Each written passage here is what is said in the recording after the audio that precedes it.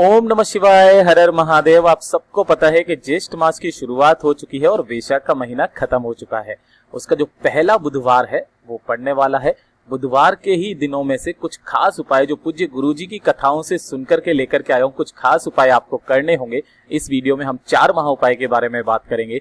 पहला उपाय आपको कांटे से करना होगा, दूसरा आपको उपाय लाल चंदन से करना होगा, तीसरा उपाय आपको त्रिकुंड बनाने वाला करना होगा, चौथा उपाय आपको भद्राक्ष से करना होगा और आपकी जो भी जीवन के कष्ट हैं वो हमेशा के लिए दूर हो जाएंगे। अगर आपको धन की समस्या है या फिर अगर आपकी कोई मनोकामना अधूरी रह गई है, पूरी नहीं हो रही है, मात्र इस दिन आप इस वाले उपाय को कीजिए और आपकी जो भी मनोकामना होगी वो सारी पूरी हो जाएगी। एक एक करके सारे उपायों के बारे में बात करेंगे, परंतु उससे पहले आप सबसे एक गुजारिश, जो लोग पहली बार आए हैं चैनल पर सब्सक्राइब जरूर कीजिएगा।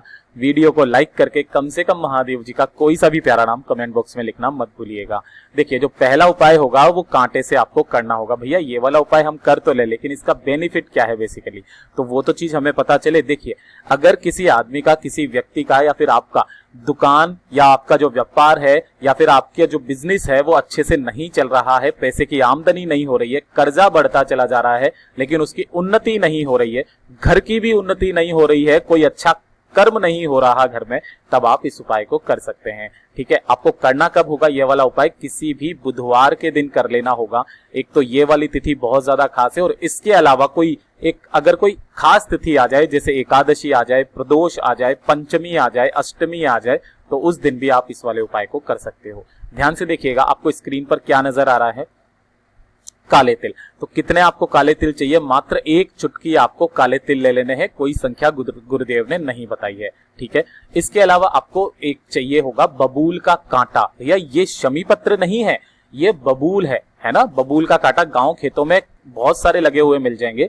तब आपको 1 बबूल का कांटा ये ले लेना होगा। ठीक है, और साथ ही साथ आपको शमी पत्र चाहिए होगी। ये जो एक पत्ती होती है ना, इसको 1 शमी पत्र कहा जाता है। ठीक है ना, आपको ऐसी 5 शमी पत्र ले लेनी होंगी। 3 चीजें हो गई। अब आपको करना क्या होगा? आपके घर या दुकान या बिजनेस जो भी है, आपको वहां जाकर के इसे क्लॉकवाइज डायरेक्शन में ऐसे करके घुमाते हुए 21 बार आपको अपनी दुकान या घर या फिर व्यवसाय, जो भी आपका बिजनेस है जहां पर भी है, उसके ऊपर से उसार करके आपको करना क्या होगा? इन सभी चीजों को, भैया मुट्ठी में ले ली थी ना आपने और फिर 21 बार आपने उसको उसार लोगे ना, उसके बाद में आप या तो इन सब चीजों को किसी चौराहे पर फेंक दीजिए।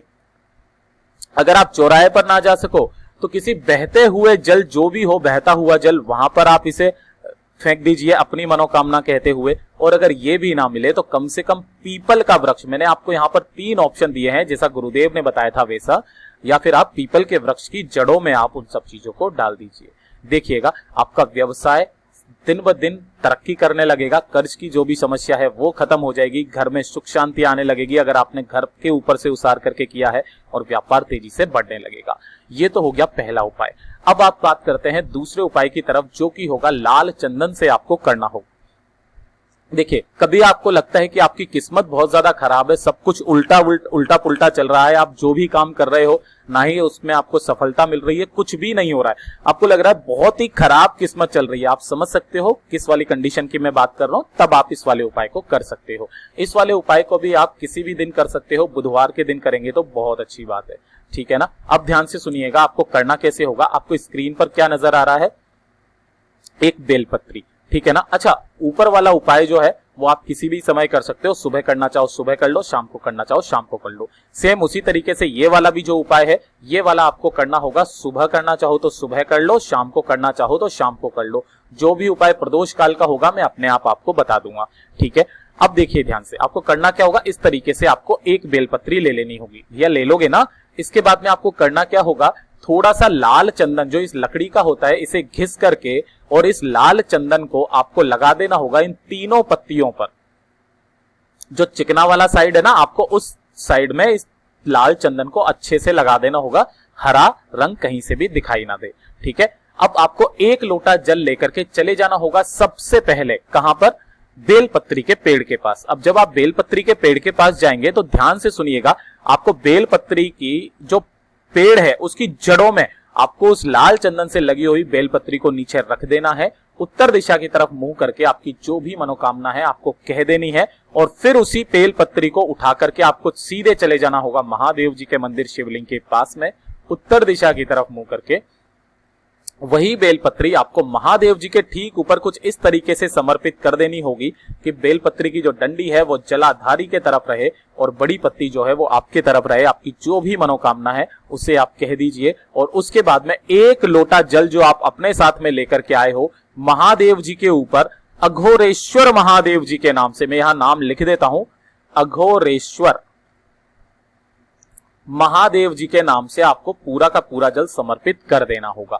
मात्र ये वाला उपाय आप जिस दिन भी जो भी व्यक्ति बेलपत्री के पेड़ के नीचे बेलपत्री को रखकर और उसे शिवलिंग पर समर्पित कर देता है, उसका जो भी खराब समय है वो हमेशा के लिए दूर हो जाता है। और हो सके तो हफ्ते में कम से कम एक बार इस उपाय को जरूर कीजिएगा। ठीक है, ये हो गया दूसरा उपाय। बात करते हैं तीसरे उपाय की, जो कि आपको त्रिकुंड बनाने वाला उपाय है। जो भी माताएं बहनें मेरे इस वाले वीडियो को सुन रही हैं, बहुत ध्यान से सुनिएगा।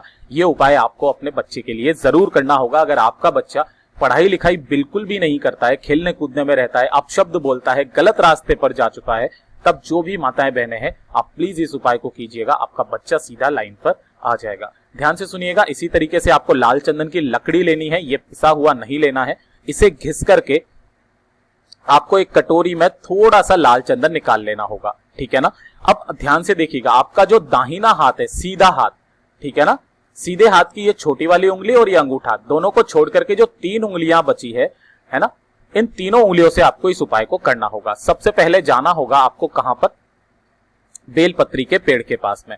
अब आपको बेलपत्री के पेड़ के पास में जाकर के इसके तने पर आपको उन्हीं तीनों उंगलियों को उस चंदन में डुबो करके त्रिकुंड बना देना होगा, कुछ इस तरीके से महादेव जी का, अपने बच्चे का नाम और गोत्र बोलते हुए कि वो सही रास्ते पर आ जाए। ठीक है। उसके बाद में आपको उस हाथ को धोना नहीं है, उसे बिना धोए आपको आ जाना होगा महादेव जी के मंदिर शिवलिंग के पास में, उत्तर दिशा की तरफ मुंह करके। वापस अपने बच्चे का नाम और गोत्र बोल करके आपको त्रिकुंड, जैसा यहां पर शिवलिंग पर बना हुआ है ना, इस तरीके से आपको वापस से उन्हीं तीनों उंगलियों से लाल चंदन से त्रिकुंड बना देना होगा। और जो भी मनोकामना है महादेव जी से कह देनी होगी कि मेरा जो बच्चा है वो पढ़ाई लिखाई में ध्यान नहीं देता है, प्लीज उसे सुधार दीजिए।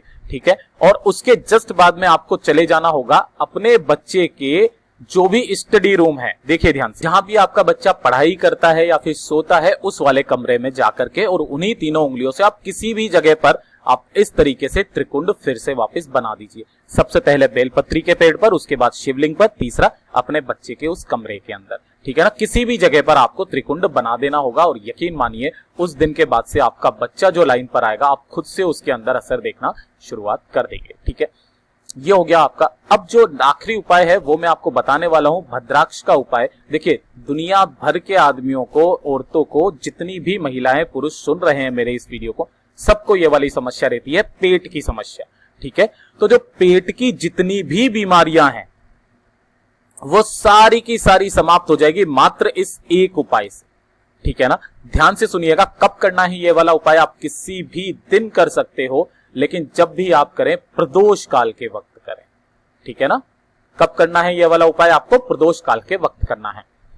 ध्यान से सुनिएगा। सबसे पहले आपको ये इस तरीके से, आपको क्या नजर आ रहा है भैया, ये तो रुद्राक्ष है। ये रुद्राक्ष नहीं है, ये क्या है, भद्राक्ष। रुद्राक्ष का भाई मान लीजिए भद्राक्ष। अब भैया ये कहां मिलेगा, किसी भी पूजा पाठ की आपकी शॉप पर मिल जाएगा। अगर वहां पर नहीं मिलता है तो गायत्री मंदिर जो होता है ना, गायत्री परिवार वाली जो शॉप होती है, वहां पर आपको आसानी से ये भद्राक्ष मिल जाएगा। कितना चाहिए, मात्र 1 भद्राक्ष आपको चाहिए। ठीक है, ये ले लिया।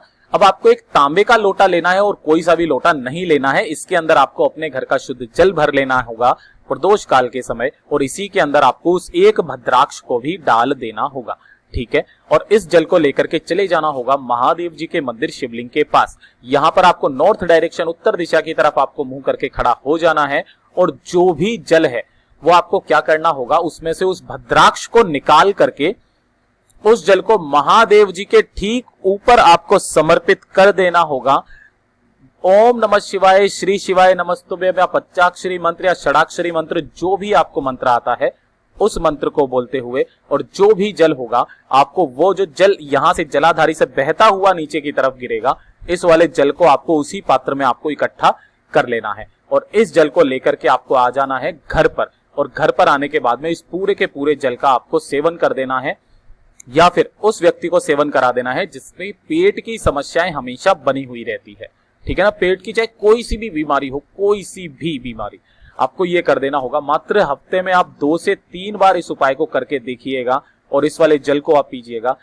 इस जो भी बीमारी होगी आपकी पेट की वो सारी खत्म हो जाएगी। परंतु उससे पहले मैं आपसे एक चीज बोलूंगा, अगर कोई दवाइयां वगैरह चल रही है तो उन्हें मत छोड़िएगा, आप साथ में इस वाले उपाय को कर लीजिएगा। आपको खुद ब खुद 2 से 3 बार आप ये वाला उपाय करेंगे और जल को पिएंगे, अपने आप खुद को पता चलता जाएगा।